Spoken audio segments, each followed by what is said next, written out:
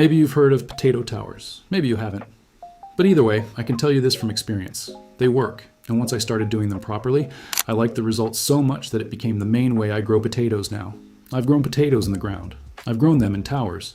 And for me, especially using the milk crate method, tower growing wins. It's easier to manage, easier to harvest, easier on the body, and if you do it right, the yields for the space are outstanding. Now, the reason some people say potato towers don't work is usually not because the method is bad.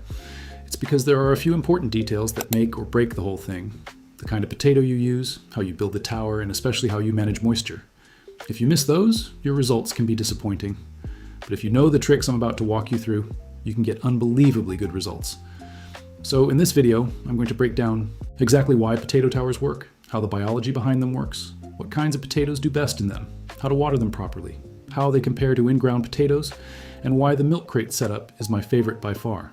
And yes, one of the biggest bonuses is exactly what a lot of people care about.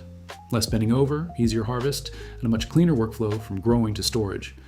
Let's start with what a potato tower is really doing, because once you understand the biology, the whole thing makes more sense.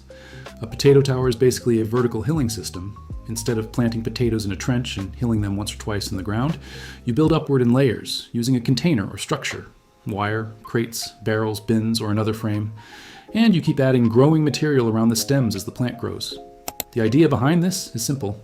When potato stems are buried, they can produce stolons, and those stolons can form tubers. So by repeatedly burying more stems as the plant grows, you're trying to create more potato-producing zones than you would get from a basic in-ground planting. That's the theory, and when conditions are right, it absolutely can work. Before you build anything, you need to know one thing that can make a tower look perfect all season and still disappoint at harvest, and it's the potato variety. You'll still hear people argue about potato towers online, but in my experience, the method itself is not the issue. The issue is that a lot of people try it with the wrong potato varieties, let the tower dry out, or build a setup that looks impressive but is hard to keep productive. Then they blame the method. The method works. You just need to know the few things that actually matter. Some potato varieties are poor candidates for towers because they mostly set their tubers in a lower zone and don't give you much extra production from repeated hilling.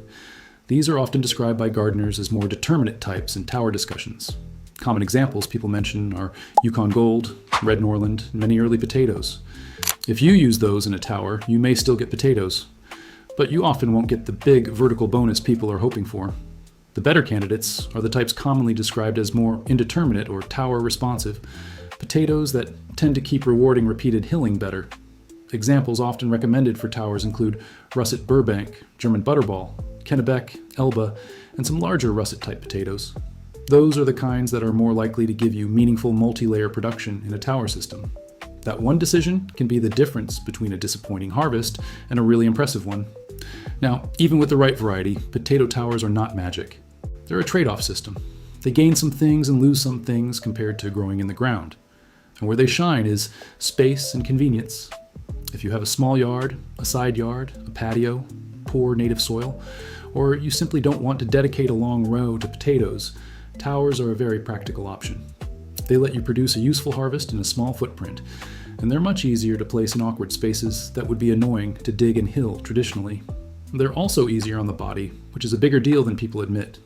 Growing potatoes in rows is effective, but it can mean repeated bending to plant, hill, weed, and finally dig. With a tower, especially a well-designed one, a lot of the work happens higher up, and harvest can be more like dismantling and collecting than digging and searching. If you have back or knee issues, or you just don't want to be bent over in the dirt for long stretches, that's a real advantage. The other big advantage is control over the growing medium. If your native soil is rocky, compacted, heavy clay, or full of weeds, potatoes may still grow, but harvest can be a mess. Towers let you build a loose, workable medium with compost, soil, leaves, and other materials, so tubers can form in a lighter environment and harvest cleaner. But now we get to the part that causes most tower failures, watering. This is where people treat a tower like an in-ground bed and then wonder why yields are weak. Potato towers dry out faster. They just do. They have more exposed surface area, more airflow around the sides, and in many cases, the materials used in towers, straw, wire cages, fabric sides, containers, and sun, lose moisture much faster than an in-ground row surrounded by soil. If your tower dries out repeatedly during tuber formation, the plant gets stressed and your production drops.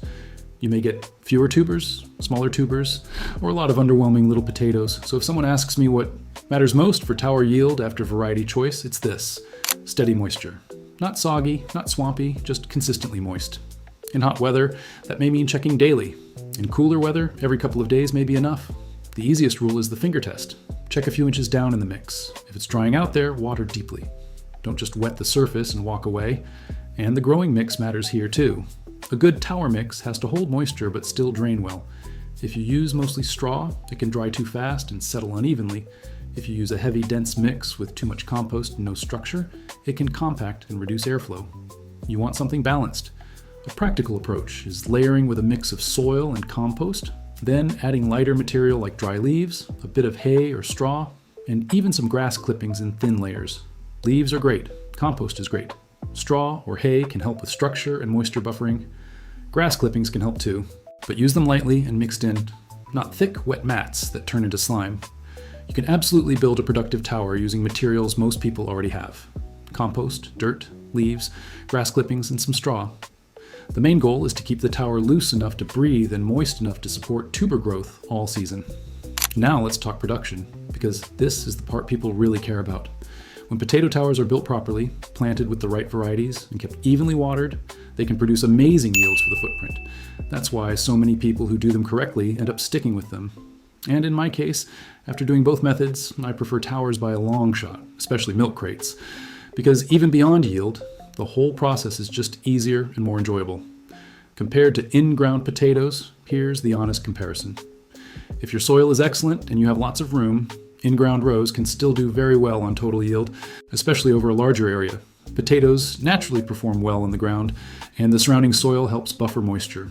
But if you compare yield per square foot of footprint, convenience, and ease of harvest, towers can be extremely competitive. In some situations, they're simply the smarter choice because they let you grow potatoes, where a row would be inconvenient, and they make harvest so much easier. So the better question is not just, do towers produce more? The better question is, do they produce more for the space and effort I want to give? For a lot of people, the answer is yes. Now let's get into the process, because a lot of tower disappointment comes from bad design. First, don't build a tower that is too skinny and too tall. Those dramatic, narrow towers look great in thumbnails, but they dry out fast and become harder to manage. In many cases, a shorter, wider tower will outperform a tall, skinny one because moisture is more stable and the structure is easier to keep productive. Start with a base layer of moist growing mix. Plant your seed potatoes, then cover them. As the green growth comes up, add another layer around the stems, leaving top growth exposed. Then repeat. You're basically hilling in stages, but vertically. As you build upward, keep checking moisture, and don't wait until the tower is bone dry to water deeply. Potatoes hate that swing from too dry to soaked. Also, don't overfeed with nitrogen. Compost does a lot already. If you do supplement, keep it balanced. Too much nitrogen gives you gorgeous tops and disappointing tubers. A top mulch layer can help a lot too, especially in summer. A little straw or shredded leaves on top reduces evaporation and keeps the upper zone from baking. And in very hot climates, be aware of root zone heat. Potatoes like sun, but container systems can overheat more than in-ground beds. In brutal heat, a little afternoon shade can help more than people think. Now let me get to my favorite version, because this is the one I recommend to most people who want something practical without building a whole project. My favorite potato tower is the milk crate stack. Why? Because there's basically nothing to build and almost nothing to dismantle. You stack milk crates 3 to 4 high, line them so your mix doesn't spill out too much, and build upward in layers as the potatoes grow. You can use cardboard, burlap, old feed bags, or fabric to help contain the mix inside each crate. The beauty of this setup is that it's modular. If you need to pause and wait for growth, you can. If one layer needs adjusting, it's easy. If you want to check what's happening, you can work section by section. And at harvest, you just unstack the crates instead of wrestling with a giant tower or digging through a big mound. It's also fantastic because, like I said earlier, you don't have to bend over nearly as much. The structure brings a lot of the work upward. Layering is easier, monitoring is easier, harvesting is easier. And if you're growing in a patio, driveway edge, or tight backyard spot, it fits beautifully. And here's another reason I love the milk crate setup, especially living in a colder zone 4 climate where we have long winters. At harvest time, I can literally take each milk crate, flip it, collect the potatoes, and then put the potatoes right back into that same crate. Then I cover the crate with a liner, even something simple like a bedsheet works, and repeat that with the other crates. After that, I carry the stacked crates inside and store them in my cold room in the same stacked format they were in outside. I cover them mainly to block light because even regular trips into the cold room and switching on the light can encourage potatoes to green up and sprout earlier. Covering the crates helps them stay fresh longer through winter. Next year we're trying a red light in the cold room so we can still see well enough, but worry less about exposing potatoes and other root vegetables to normal light. It makes harvest and storage feel like one smooth process instead of two separate jobs, and that convenience alone is one of the biggest reasons I keep using this method. Where do you find milk crates? Usually through local classifieds, reuse marketplaces, auctions, farm connections, or secondhand sources. Just make sure they're legal to own and not crates that still belong to a dairy or a distributor. And again, be realistic about yield in the sense of understanding the variables, but if you choose the right variety and keep moisture consistent, a milk crate tower can produce a very solid crop for the footprint. It often becomes a favorite method once people try it properly. Before we wrap up, I want to repeat the variety point one more time, because this is the number one thing people forget after watching a tower video. If you use potatoes that mostly set tubers low and early, the kinds many gardeners refer to as more determinate in this context, like Yukon Gold, Red Norland, and many early varieties, your tower may not give you much extra yield even if you build it perfectly. If you want the best chance at real tower gains, choose potatoes that respond better to repeated hilling, the kinds commonly treated as more indeterminate or tower-friendly, like Russet Burbank, German Butterball, Kennebec, Elba, and similar russet type or longer season varieties. That one decision matters more than the tower itself. So here's the bottom line. Potato towers are not a gimmick. They work, and they work extremely well when you use the right setup and the right technique. In my opinion, once you understand the few key tricks, especially variety choice, steady watering, and proper layering, they beat planting potatoes in the ground for a lot of people, especially if you care about space, easier harvest, and less bending. And if you want the easiest version, with a clean harvest and a smart storage workflow, the milk crate setup is my favorite by far. That's the method I keep coming back to. It's the one I'd recommend most people start with. Try one tower and compare it to one small in-ground patch. That's the fastest way to learn what works in your climate and with your watering habits. That's it for me today. Thanks for watching, and I'll see you in the next one.